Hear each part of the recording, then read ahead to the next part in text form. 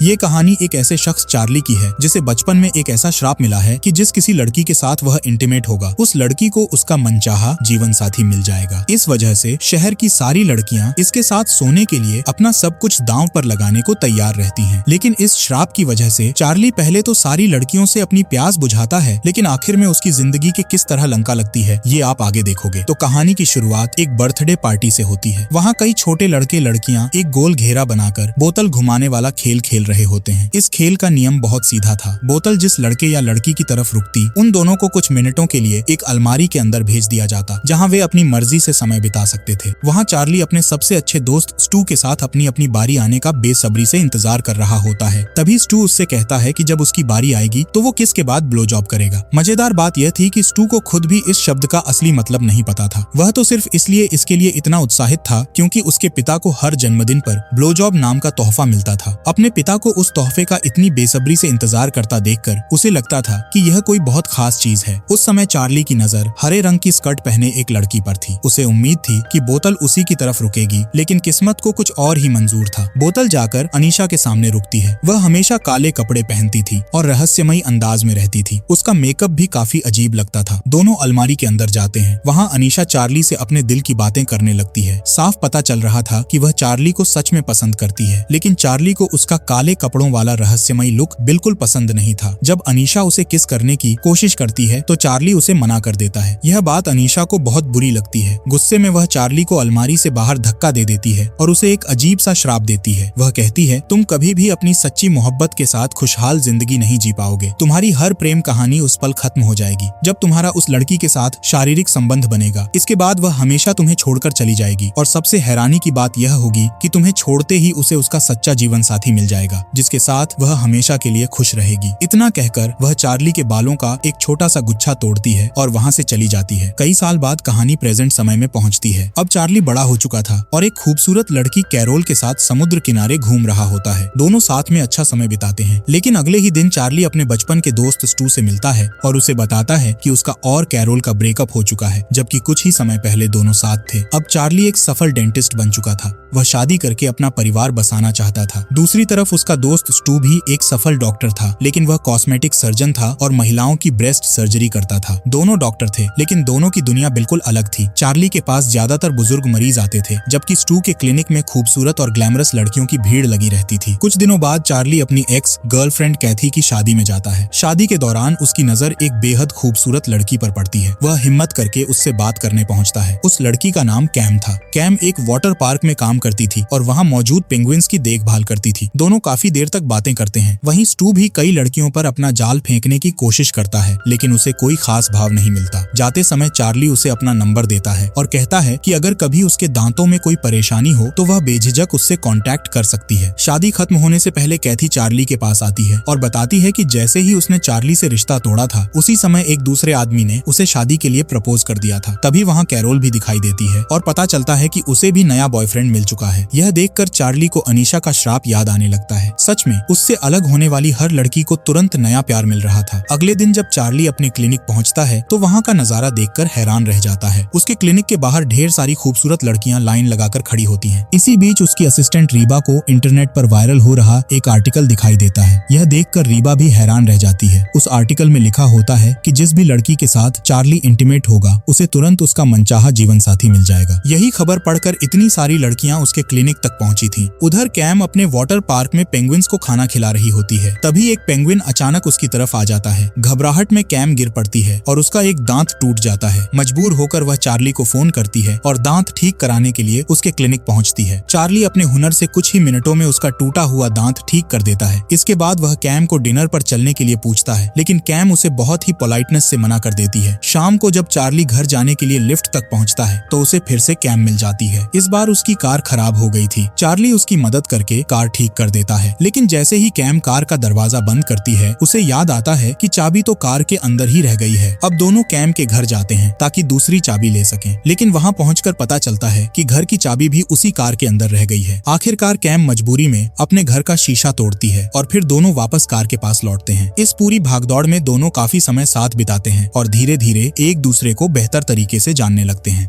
जब चार्ली रात को घर पहुंचता है तो वह एक और अजीब नजारा देखता है। उसकी असिस्टेंट रीबा उसके घर के अंदर बैठी उसका इंतजार कर रही होती है, वो भी एक सेक्सी सी ड्रेस पहनकर। रीबा उससे कहती है कि वह लंबे समय से सिंगल है और उसने भी उस श्राप वाली खबर के बारे में पढ़ लिया है। उसे पूरा यकीन था कि अगर वह चार्ली के साथ इंटीमेट होगी तो उसे भी जल्द ही उसका सच्चा जीवन साथी मिल जाएगा। इतना कहकर वह चार्ली को रिझाने की कोशिश करती है। चार्ली उसे समझाने की कोशिश करता है कि यह सिर्फ एक अफवाह है, जितनी भी लड़कियों की शादी हुई है वह सिर्फ एक कोइंसिडेंस था, कोई श्राप नहीं। क्योंकि चार्ली भी यह नहीं मानता था कि सच में जो भी लड़की उसके साथ इंटीमेट होगी उसे उसका मनचाहा जीवन साथी मिल जाएगा। लेकिन रीबा उससे कहती है कि वह जानती है कि वह खूबसूरत नहीं है, इसलिए चार्ली उसके साथ इंटीमेट होते वक्त किसी खूबसूरत लड़की को इमेजिन कर सकता है। यह बात सुनकर चार्ली को बहुत बुरा लगता है, क्योंकि वह जानता था कि रीबा बहुत ही नेक दिल इंसान है। आखिरकार चार्ली उसकी बात मान लेता है। अगले हफ्ते चार्ली और स्टू पार्क में मिलते हैं। चार्ली उसे पिछले कुछ दिनों में हुई सारी घटनाएं बताता है। स्टू मजाक में कहता है कि अगर चार्ली की वजह से लड़कियों को उनका सच्चा प्यार मिल रहा है तो इसमें बुरा क्या है। फिर दोनों मिलकर चार्ली की पुरानी गर्लफ्रेंड्स की लिस्ट बनाते हैं और जांच शुरू करते हैं। उन्हें पता चलता है कि सचमुच चार्ली से रिश्ता खत्म होने के बाद हर लड़की को उसका जीवन साथी मिल गया था। यह खबर देखते ही देखते आग की तरह हर तरफ फैल जाती है। इसके बाद चार्ली की जिंदगी पूरी तरह बदल जाती है। अब उसके क्लिनिक में लड़कियां सिर्फ अपने दांतों का इलाज करवाने नहीं बल्कि उसके करीब आने की उम्मीद लेकर पहुंचने लगती हैं। शुरुआत में चार्ली इस अचानक मिले अटेंशन से हैरान रह जाता है, लेकिन धीरे धीरे वह भी इस अजीब स्थिति का आदी हो जाता है। फिर वह एक के बाद एक कई लड़कियों के साथ खुशी खुशी इंटीमेट होने लगता है। लेकिन एक दिन उसके साथ कुछ ऐसा होता है जिसकी उसने कभी कल्पना भी नहीं की थी। जब वह एक लड़की के साथ इंटीमेट था तो उसे लगा कि वह उसे पहले से जानता है। जैसे ही वह उससे बात करता है तो उसे पता चलता है कि वह पहले उसी की क्लास का लड़का था जिसने बाद में सर्जरी करवाई थी। यह सच जानकर चार्ली पूरी तरह हैरान रह जाता है। समय बीतने के साथ साथ चार्ली के मन में एक अजीब सा डर घर करने लगता है। हर नई मुलाकात के बाद वह और ज्यादा उलझन में पड़ जाता है। अब उसे लगने लगता है कि शायद सच में उसके साथ कुछ गलत हो रहा है। वह बार बार यही सोचता है कि क्या उसकी जिंदगी अब ऐसी ही रहने वाली है जहां वह दूसरों को उनका सच्चा प्यार दिलाने में लगा रहेगा, लेकिन खुद कभी उस एहसास को जी नहीं पाएगा। इसी बीच एक दिन टीवी पर पेंगुइन्स पर बनी डॉक्यूमेंट्री देखते हुए उसे कैम की याद आती है। उसे एहसास होता है कि वह बाकी लड़कियों जैसी नहीं है और वह सच में कैम को पसंद करने लगा है। इसलिए वह तय करता है कि अब कैम ही उसकी आखिरी और सच्ची मोहब्बत होगी और वह उसी से शादी करेगा। आखिरकार वह कैम को डेट पर चलने के लिए बुलाता है। दोनों साथ में काफी समय बिताने लगते हैं। धीरे धीरे दोनों के बीच प्यार भी होने लगता है। एक रात दोनों अपनी हदें पार करने के लिए तैयार थे, लेकिन तभी चार्ली को स्टू की बात याद आती है कि जो भी लड़की उसके साथ रिश्ता बनाती है उसे बाद में कोई और बेहतर इंसान मिल जाता है। यह सोचकर चार्ली घबरा जाता है। जब कैम उसे आगे बढ़ने के लिए कहती है तो चार्ली अचानक कोई बहाना बनाकर वहां से भाग जाता है। उसे डर था कि अगर वह कैम के साथ इंटीमेट होगा तो कहीं वह भी उसे छोड़कर किसी और की न हो जाए। अगले दिन चार्ली और स्टू इस बात को साबित करना चाहते थे। उन्हें यकीन था कि जो भी लड़की चार्ली के साथ रिश्ता बनाती है उसे कुछ ही दिनों में उसका जीवन साथी मिल जाता है। इस बात को परखने के लिए वे ऐसी लड़की की तलाश करने लगे जिसे देखकर लगे कि उसे कोई भी लड़का पसंद नहीं करेगा। आखिरकार उनकी नजर धूप सेंक रही एक मोटी लड़की पर पड़ती है। चार्ली बड़ी मुश्किल से उसके पास जाता है और उससे दोस्ती करने की कोशिश करता है, लेकिन वह मोटी लड़की उसके झांसे में नहीं आती। आखिर में चार्ली उसे अपने साथ इंटीमेट होने के लिए पैसे ऑफर करता है और उसके साथ इंटीमेट हो जाता है। हालांकि यह सब करने के बाद चार्ली खुद काफी अनकंफर्टेबल महसूस करता है। कुछ दिन बाद स्टू चार्ली को फोन करके बताता है कि उस लड़की को अभी तक कोई बॉयफ्रेंड नहीं मिला। यह सुनकर चार्ली खुशी से झूम उठता है। उसे लगता है कि शायद अनीशा का श्राप झूठ था और जिन लड़कियों के साथ वह इंटीमेट हुआ था उनका शादी करना महज एक संयोग था। यही सोचकर वह तुरंत कैम के पास पहुंच जाता है। इस बार दोनों अपने रिश्ते को आगे बढ़ाते हैं और एक दूसरे के और करीब आ जाते हैं। लेकिन अगली ही सुबह चार्ली टीवी पर एक खबर देखता है और उसके होश उड़ जाते हैं। वही मोटी लड़की अब शादी कर चुकी होती है। यह देखकर चार्ली को फिर यकीन हो जाता है कि श्राप सच है। अब उसे डर सताने लगता है कि कहीं कैम भी उसे छोड़कर किसी और की न हो जाए। कैम को खो देने के डर से चार्ली स्टू के क्लिनिक पहुंचता है। वहां उसने देखा कि स्टू चार्ली का नाम लेकर उन लड़कियों से करीबी बनाने की कोशिश कर रहा था जो चार्ली के श्राप का फायदा उठाना चाहती थी। लेकिन चार्ली उस लड़की को बता देता है कि असली चार्ली वही है, स्टू नहीं। वह यह भी कहता है कि अब उसकी एक गर्लफ्रेंड है जिससे वह शादी करने वाला है और अब उसने किसी भी दूसरी लड़की की तरफ देखना भी छोड़ दिया है। यह सुनते ही वह लड़की स्टू को एक चांटा मारकर वहां से चली जाती है और बेचारा स्टू उसे देखते ही रह जाता है। इसके बाद चार्ली का व्यवहार पूरी तरह बदल जाता है। वह हर समय कैम को खुश रखने की कोशिश करता है। कभी उसे सरप्राइज देता है तो कभी बिना वजह फोन करता रहता है। यहाँ तक कि वह दिन में कई बार उससे बात करने लगता है ताकि उसकी जिंदगी में कोई दूसरा लड़का ना आ सके।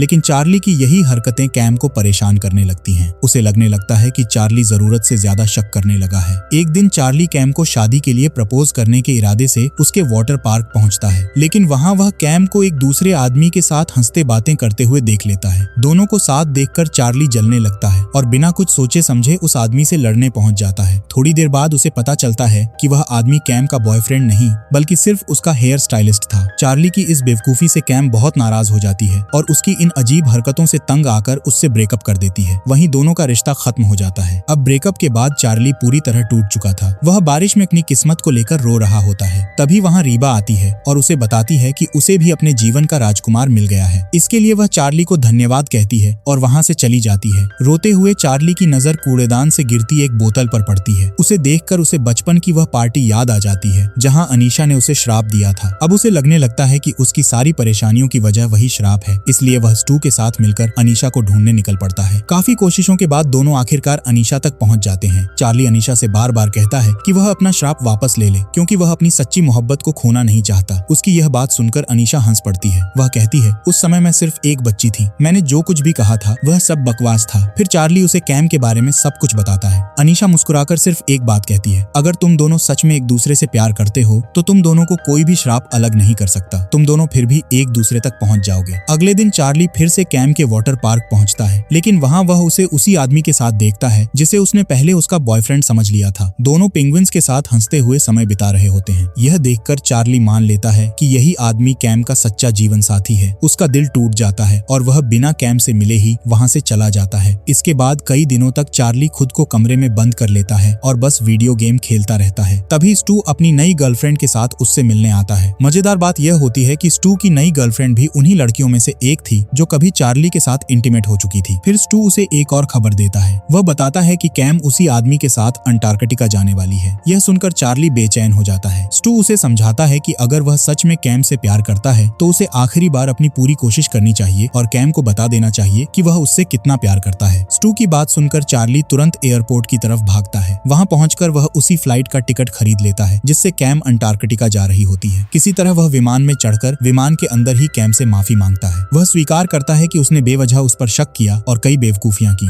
फिर वह कैम से कहता है कि वह अपनी यात्रा कुछ समय के लिए टाल दे और उसे एक मौका दे। तभी कैम मुस्कुराकर बताती है कि वह हमेशा के लिए अंटार्कटिका नहीं जा रही बल्कि सिर्फ कुछ समय के लिए वहाँ घूमने जा रही है और जिस आदमी को चार्ली उसका बॉयफ्रेंड समझ रहा था वह तो पहले से शादीशुदा है। यह सुनकर चार्ली राहत की सांस लेता है। फिर वह कैम को एक छोटा सा डिब्बा देता है। कैम उसे खोलती है तो अंदर अंगूठी की जगह सिर्फ एक पत्थर रखा होता है। पहले तो वह हैरान होती है, लेकिन चार्ली बताता है कि यह वही पत्थर है जिसे पेंगुइन्स अपनी पार्टनर को देकर एक दूसरे को अपना जीवन साथी को चुनते हैं। यह बात सुनकर कैम बहुत इमोशनल हो गई। उसने तुरंत चार्ली को किस कर दिया और दोनों फिर से एक हो गए। उधर अनीशा अपने घर में रखी एक पुरानी डिब्बी निकालती है। उसके अंदर एक वुडू डॉल थी जिस पर उसने चार्ली की तस्वीर लगा रखी थी। वह उस गुड़िया में लगी सुई निकाल देती है। उसी पल ऐसा लगता है कि चार्ली पर लगा श्राप हमेशा के लिए खत्म हो गया है। आखिरकार चार्ली को उसकी सच्ची मोहब्बत मिल जाती है। इसके बाद चार्ली और कैम साथ मिलकर अंटार्कटिका जाने का फैसला करते हैं ताकि वे वहाँ पेंगुइन्स को करीब से देख सकें और अपनी नई जिंदगी की शुरुआत कर सकें। और इसी के साथ खत्म होती है इस मजेदार रोमांटिक कॉमेडी फिल्म की कहानी। मुझे उम्मीद है कि आपको मेरी ये एक्सप्लेनेशन पसंद आई होगी। अगर वीडियो अच्छा लगा हो तो इसे लाइक जरूर करें और चैनल को सब्सक्राइब करके हमारे क्यूट से बेयर को उसका पहला प्ले बटन दिलाने में मदद करें। मैं आपसे मिलूंगा अगली ऐसी ही मजेदार और माइंड ब्लोइंग मूवी एक्सप्लेनेशन के साथ। तब तक के लिए अपना ख्याल रखिए। धन्यवाद।